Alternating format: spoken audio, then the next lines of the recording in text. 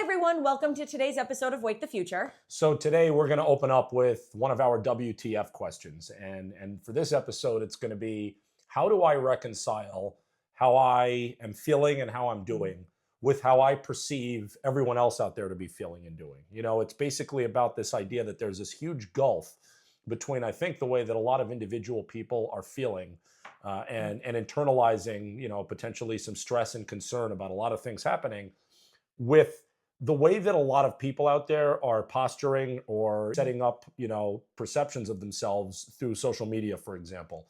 And that can be a really, really big divide. And I think it's actually impacting a lot of people. So Erica and I today really wanted to talk you through that based on our perspective. I mean, as a sample size of one, it started impacting me. I'm very active on LinkedIn and I Yeah. try to post updates, and everything felt very kind of self-congratulatory. It's like, I'm honored to be, or I had the pleasure of going to, or I was just awarded. It's like all of these things. And I get it. And it's a great platform to be able to kind of share what you're doing. But also, it can send you into what I call kind of like my own personal rabbit hole, where it's like, am I doing enough? Are those around me doing more? Uh, is the climate, the business climate, the economic climate only affecting me? Right. And like my rational brain tells me, of course, like a lot of other people are struggling or they're grappling with certain things or their careers have transformed, aspects of their job are changing. But it's like we all still live in our own personal realities. And my personal reality sent me off in all these directions. And and I shared it with you because I read it out loud. I put a post out there and I was like, because I saw someone else who has way more followers than I do talk about the fact that like she usually is doing like 100 speaking engagements a year. And now she's down to like maybe 40 this year alone, which anyone in the speaking business, like that still is crushing it. But for me, I was like, oh my goodness, like my workload is down a little bit. Have I done something wrong? And you're like, Erica, timeout. But I put a post out there and I said, I was like, this has been my year of no. A lot of no's were coming at me where I'm like, it was either no, we don't have the budget for this, or no, we're not doing a conference this year, or no, we've pivoted, we've changed directions. And it started really affecting me. So Yeah. I put it out there and I was like, I've learned not to take this personally. I know it's a reflection of what's happening on a macro level.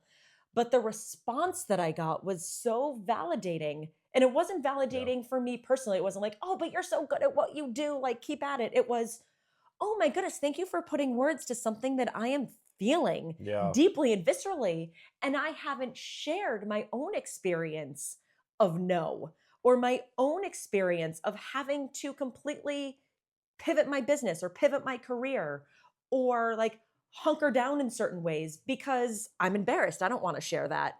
And it just was, again, so validating because it was that light bulb for me where I'm like, oh my goodness, a lot of people are going through this. Yeah.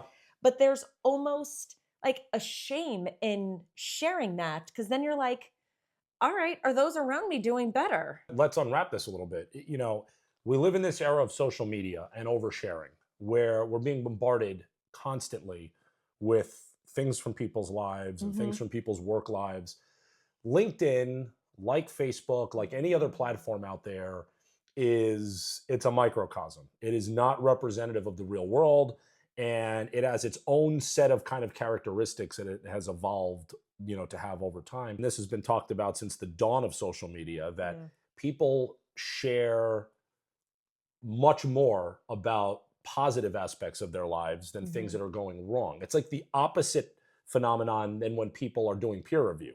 People do peer review, like go on, Right. and they're much likelier to bash something Yeah. and be negative. But when it comes to their own lives and putting a reflection of who they are out there, everyone curates to make it look like they're living the best life possible. That's always been the joke about Facebook. It's the joke about a lot of other social media. It happens on LinkedIn. LinkedIn has basically become a platform, like you're saying, where I'd say at least 50% of the posts that I see in my feed, and I have a pretty diverse network of people I'm connected to, it's all platitudes and it's humble bragging and it's I'm so honored that I was awarded with this. Self-congratulatory. And like I've been honored to And be I do that to be here too. we all do it. We all do it. But here's the thing. It's just a slightly more professionalized version of what goes on other forms of social media. And what the net result is that I'd say 9 out of 10 things you see people posting, or 9 out of 10 people, generally are trying to put their best foot forward. It's like, I'm doing well. I want to position myself. I don't know if it's ego, if it's shielding, if it's the unwillingness to be vulnerable. People are putting their best foot forward and trying to showcase that they're doing really well, they're really successful. And we live in a time when we're more connected than ever through things like social media, but I would argue that it simultaneously what it's done is it's actually disconnected us. So we're connected to countless more people. The quantity of connections has gone up exponentially. The quality of those connections has eroded. And some people, I think, probably can only trust their very inner circle of like immediate family or best friends. Everything else becomes a lot more superficial and secondary. So I liken it to, living in a huge city versus living in a smaller community. You live in a huge city, there are electrons bouncing off of each other everywhere. You're surrounded by dozens, hundreds, thousands of people. You live in a small community, there are very, very few people around you, but it almost becomes a lot easier to form meaningful, real connections in a small community because you all rely on each other. So social media has become this ecosystem where you could be connected to 500, 1,000, or 5,000 people, and the interactions become less meaningful as a result of that. So we live in a time now where, it used to be, oh, who's that one person out of 10 who's putting the crap from their lives out there? Who's talking about the illness they're dealing with or the fact that they're recovering from something or they're having mental health issues. Wow, is that depressing? To maybe us now starting to think about it differently. Well, I think we're starting to see that tide change. I think Yeah. we are, because I think more people are, and I see this reflected increasingly, even just again, going back to a platform like LinkedIn, right? Where it is like it used to just be our professional selves and Right. it used to then be our personal selves, and they were very siloed, right? It was like, don't bring any of your personal shit into the office, right? We don't want to hear it. Uh, Now, and I think honestly, and like you might want to debate me on this, right? I think it is potentially one of the silver linings, out of many silver linings, when it comes to AI, is that in this time where we are being forced to redefine that which makes us human, Yeah, right? Which is that's a right. very central part of Wake the Future, right? Is like, what does it mean to be It human, wasn't and easy. Yeah. redefining all of that, right? Is that there is no separation. Like, we are a whole being. Right. And if that whole integrated being is to thrive and compete against technology, it has to be in the synthesis of Yeah. these two selves. So I do see more people leading with, this is what makes me unique. This is what makes me special. This is my personal Yeah. differentiator. Yeah. And I think one of the things that we're really going to have to dial into is in individually, right? And this is not going to happen in the workplace. It might, but I don't see it starting there. Is that individually we are going to be tasked with identifying our own kind of unique thumbprint. It's like, Yeah. we know like each fingerprint is unique. It's like, what is it about us in Yeah. particular, given the fact that, yes, these are my skill sets. This is what I have done for the last like 20, 30, 40 plus years. And this is what I have been through personally. And so one of the things that I think has really happened now is like, as you talk about this, I think we're moving away from just evaluating people or assigning value to them as far as like what makes them good. Mhm. Traditionally, their skills, their competencies, all this other, what I call kind of generic gobbledygook that you'll see littering platforms like LinkedIn. And some of it now, some of what makes people uniquely interesting and valuable is like part of maybe their struggle. What are the things they've dealt with? What are the things they've overcome? And, to a certain extent, I think that a lot of people in this era are going to be stronger for having gone through stuff. It's Mhm. almost like a phoenix rising. They're going to be Yeah. stronger for having gone through stuff and overcome adversity because then I think it adds to their resiliency, it adds to their hunger to want to do things and achieve things in the future. So I actually think that, to your point, I'm not going to debate you on this. I actually think you're onto something. I Mhm. think that part of human resiliency writ large. I mean, we're talking about the fact that, we mentioned this in other episodes. As things Mhm. change, humans always find a way. I think part of what's happening now is that people individually, and it's starting to happen in mass, are starting to understand that maybe there is strength in vulnerability. Maybe there is strength in humility and honesty and Mhm. transparency. Because here's the deal. If if a lot of individual people, if me, Erica, if anybody Mhm. anyone watching this, if you're struggling individually, if you're in a situation where you're like, my business is struggling, or I'm having issues with my life, or I'm having trouble affording certain things, there's so much chaos out there, the workplace is getting disrupted, political turmoil. I mean, there's a lot of crap. Every single one of you watching this has a justifiable reason to be a little anxious or concerned about things right now. But if each one of you is dealing with that, and then you're like, but I have to put forth that I'm crushing it and that, I'm doing as Yeah. well as ever, what that leads to is everyone trying to fool everybody else, and the whole house of cards will eventually crumble, and it's Mm-hmm. not going to be pretty.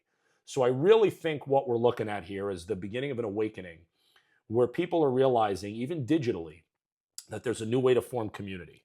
And Yeah. it's, if I'm more vulnerable about what I'm dealing with, if I'm having Mm-hmm. struggles with my business, if I'm having struggles with my mental Yeah. health, and I can share, maybe not share all of that, but I can share some of it, maybe, just maybe, of the 300 people who see that, 10 of them are going to either post under what I put or send me a direct message and be like, you know what? You're speaking exactly to what I've been feeling, but I haven't felt comfortable sharing that. But now I know I can share that with you. And then, boom, you have a connection there that has Yeah. redefined itself. And I hate to say, like, misery loves company, but if you know other people are struggling the way you are, or dealing with the same challenges, all of a sudden there's strength in numbers. I mean, we've seen this in our Mm-hmm. lives, and you realize that there were many more people out there dealing with similar issues, but you don't know that unless somebody takes that first step, that Right. first leap of faith step, and is like, I'm going to put it out there. Then all of a sudden you're like, holy crap, these 10 people dealt with this to some extent as well, but I never knew that. And then you have a community that starts to develop organically. I think that's what we're on the doorstep of here. Yeah. And And I think it's so important. I agree. And I've seen a lot of people equally post where they're like, this runs counter to everything that like makes me me. Like I feel so deeply uncomfortable sharing this, but here we go. And it doesn't even have to be their deepest, darkest secret, right? It could just be like, this is where I grew up. This is a little bit about my family. This is a little bit about my partner. This is whatever. Yeah. But you see more people taking some of those leaps of faith. And you and I, we'll go into companies and talk about how trust is the new luxury and Yeah. how trust increasingly is giving way to the biggest imperative, which is honesty. And a lot of companies, right, are talking about how they have to lead like from a place of honesty and honest messaging, and whether or not they actually do is another conversation. But we don't have enough emphasis on what that means for us, Yes. right? What that means for us personally, how to just be honest and not put yourself in an uncomfortable position. Maybe you do, maybe you don't. But just to your point, and it's such an important one, which is really there is strength in numbers. And I think at a time where people are lonely, Yeah. people are anxious, people are isolated, people are disoriented, people are confused, people are having, right, all of these WTF Yeah. moments that they feel like they're on an island. And if we are to get out the other end of this, which we will, right, we know that there are going to be so many pain points along the way. And not to make this entirely around AI, but this is really the big conversation right now, that it's like, as it leads to greater insecurity, as we don't have any sort of roadmap, the more that we can tap into a collective humanity where it's Yeah. like, yeah, dude, I feel you. Like, this is what I'm going through. Or, which is what gave birth to this in the first place, which is the fact that so many people were coming up to us and being like, what does this mean for our kids? Very few people are And posting about that, but everybody is thinking about everyone's it. thinking about it. This is one of the reasons, the seeds that germinated into Wake the Future, Yeah. was you coming home telling me so many times that you would get on a stage and someone would approach you and be like, I love this content. It's really nerdy. It's great. It's getting me thinking about Hmm. work. But far more importantly, what does this mean for my son or daughter? And what is this going to, like, how's this going to impact them, and help me think this through? Because, like, I'm excited and scared. And you came back with so many variations of that story. And it's like, people need to know this, but they're not openly talking about it because outside of having Hmm. face-to-face conversations with those few confidants, as I mentioned, your kids, your parents, maybe your couple of best friends, people have these superficial connections to hundreds or thousands of people, Yeah. none of which are getting to the heart of creating the community that actually matters. Community has always been there so that people can kind of pick each other up and fill in the gaps where people need help, so that everything becomes a lot easier for everyone in that community. like helping to raise each other's children in a historical sense. And in But small even villages, they honestly, still do that. like such a huge part of community historically too has been in generational storytelling. Yeah, of course. And what we, I think, are coming back to, and there was a big article, I think, in the Wall Street Journal recently about the necessity for corporate storytellers. Yeah. And that's great, right? Like you need the people internally to be visionaries, to tell the stories directionally around strategy and vision. But again, right, which is kind of the drum that we have been banging. It's like, what about the stories we tell ourselves personally? Yeah. What are those stories that we decide to share? Now, I go back 15 years, but even a decade ago when I was speaking, and even when our son was really little, and I remember being told by people, like, keep what's going on personally, like off stage, essentially. And you weren't seeing as many speakers share their personal stories. It was very driven by content, thought leadership, get as much information out there as possible. Like we would say, it's like drinking through a fire hose. Yeah. People don't want that now. They want to feel like you are speaking to them, that you are seen, that you are heard. And I hit a point, and you remember this, where I'm like, whether it was my fertility journey, whether it is how my life, my viewpoint, my attitude towards work, the world at large, how all of that has been shaped by being a mom. I now realized, right, how you and I joke about how like there's no separation of church and state in our lives. I was just going to say separation of church and state. You took it right out of my Vulcan mind melt. Yeah. But then even for me, I was like, there's no separation between the work that I do as a futurist and my work as being a mom. Yeah. Why should these two realities not synthesize? Well, there are certain things which are going to increasingly, in my opinion, be currency in the future. Things that we can kind of trade with that are going to have value. And I think those things include, and these are not measurable, like they're not directly measurable. In a world that's increasingly about numbers and quantification, I love the fact, I actually think it's a good thing that there's going to be a little bit of a human adaptation towards currency as authenticity. Well, there's going to have to be, because look at it, right? Because what are the things that in our lifetime, this is not now, this is not like in a year from now, I really believe that AI, no matter how sophisticated, will never be able to have a sense of lived experience. Right, of course not. Right, and like there are some that argue with like, you know, AGI, like artificial general intelligence, when it becomes much more human-like, it'll learn from its own memories. But a lot of that, I think, is still in the realm of science fiction. Well, a lot of the problem of AI, not to interrupt, but a lot of the problem of AI as it is developed today, it's going to evolve, but today, is that a lot of what it is putting forth as knowledge, wisdom, or experience is simply pirated from what it is picking up online from humans' experiences. So it's like a proxy for our experience. It's not actual wisdom. That's right. It's like culling data from that is from our actual lived experience. And then the other thing that I talk about a lot is the fact that it doesn't have any sense of contextualized awareness. What does that mean? It's like we can experience a situation or we can have a feeling and put that into context. Yeah. We can kind of gauge the emotions of others. I mean, not everybody equally, but it's like we can kind of have a sense of like, all right, here's the larger meaning behind this, or this is what this situation is trying to tell me. And we need to start doing more of that, right? But like AI doesn't have a sense of any of that. So that's one of the reasons I really think that it's incumbent upon all of us to then, as we think what makes us distinct now and going into the years to come, what makes us unique? What makes us different? What is our unique differentiator, right? Kind of putting those two things together. And a lot of this, I think, is best communicated by telling those personal stories. Yeah. And I really do believe that big chunks of the future will be built by those people that know how to tell their story. When it comes to humans thriving and competing with artificial intelligence and technology, everything you just said is 110% true. I could never refute any of that.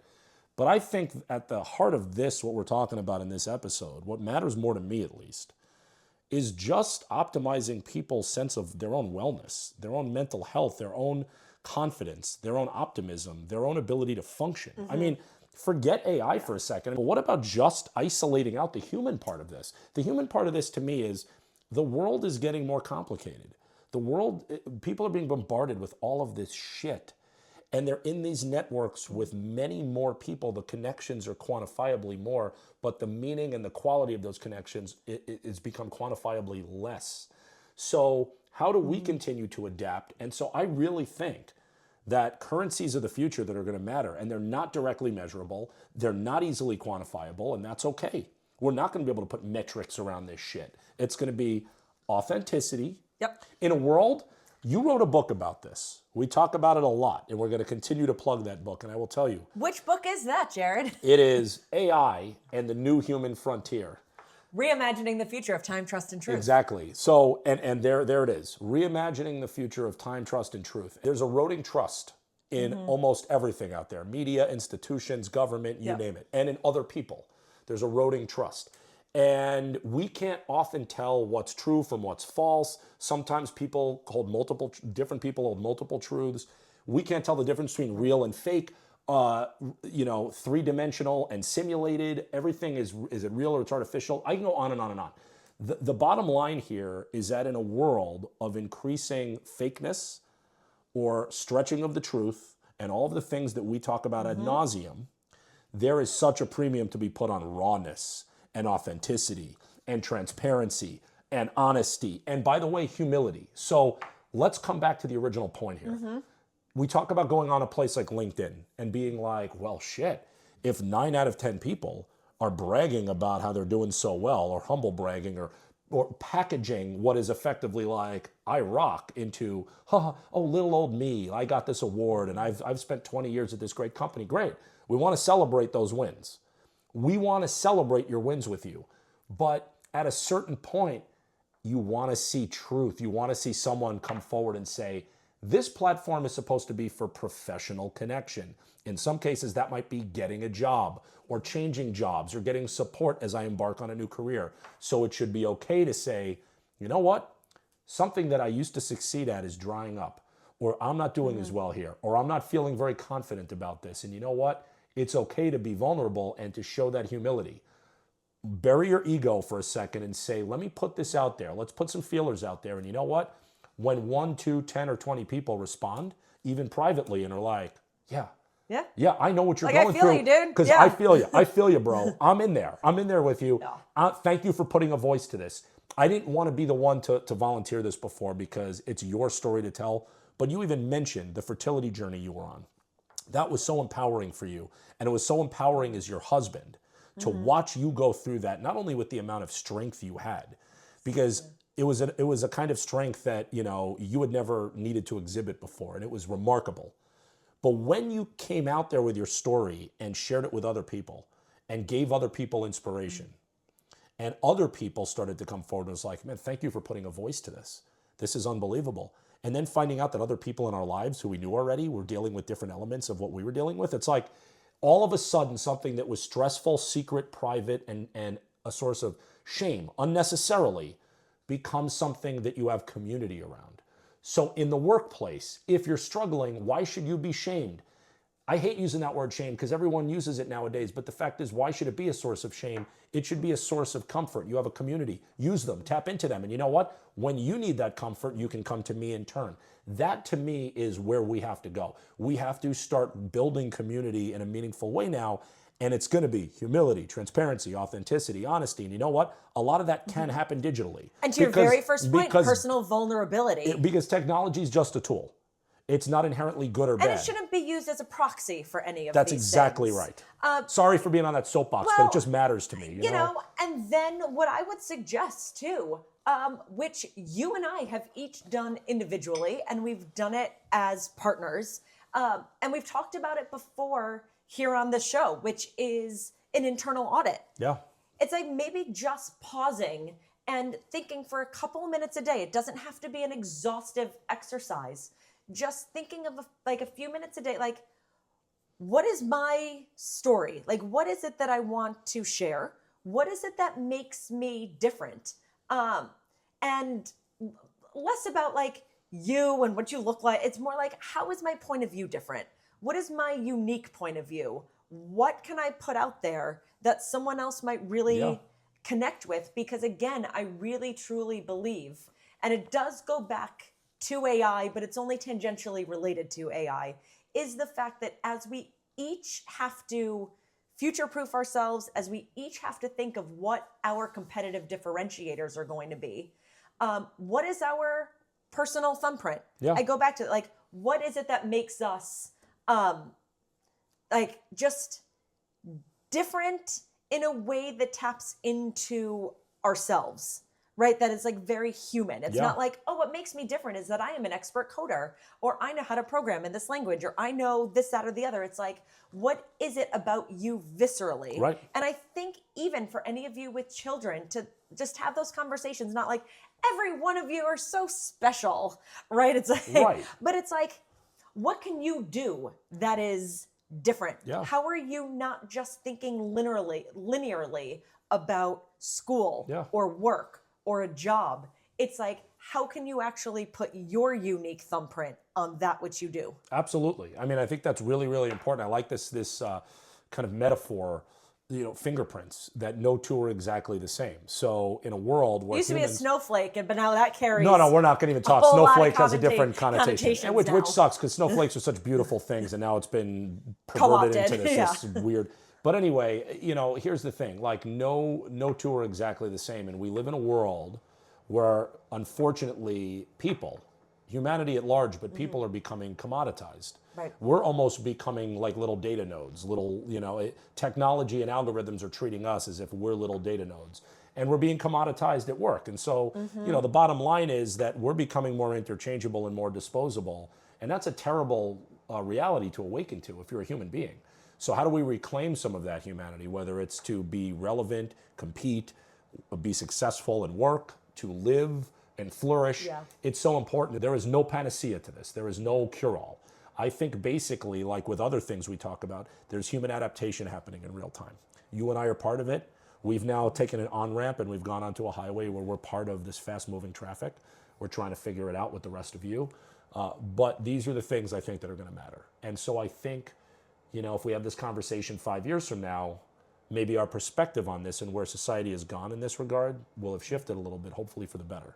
As always, drop your comments below and make sure to like, subscribe, and we'll see you again soon. Thanks for waking the future with us. Take care. If you enjoyed today's conversation, like, follow, and subscribe to stay ahead of what's next. I'm Erica Orange. And I'm Jared Weiner. Thanks for waking the future with us. We'll see you next time.